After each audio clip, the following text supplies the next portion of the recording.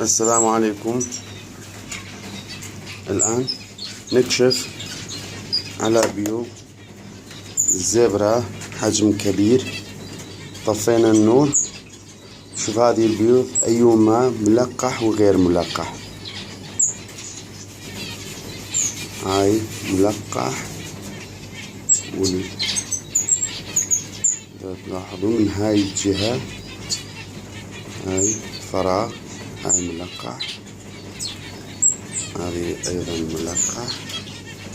سنحاول نضع كاميرا بشكل نراه ملقح.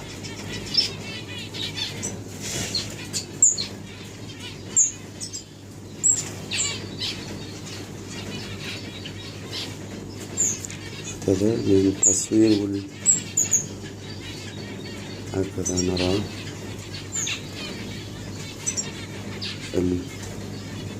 شرايين الدم. وهنا أيضا نرى شرايين دم ملقح. هذا غير، هاي فاسد، هاي بينها ملقح إذا ترونه. هسه نحاول نطلع البيض الغير ملقح. هاي كان غير ملقح. خلي الشكل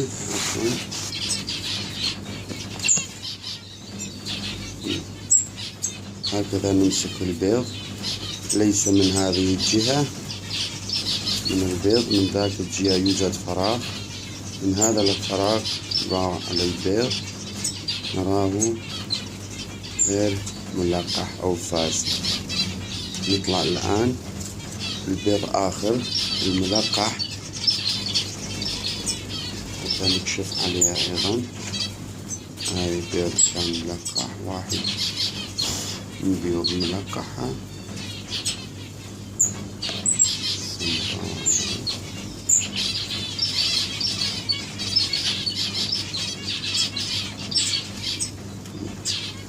إذا تلاحظون حركة الجنين. هسه نبعد المصباح اليدوي ونقربه، نلاحظ حركة الجنين داخل البيض. هذا البيض ملقح، ترون شرايين الدم. إذا تلاحظون حركة الجنين داخل الفرخ. هكذا نقدر نتأكد على بيوض ملقحة وغير ملقحة. وشكرا.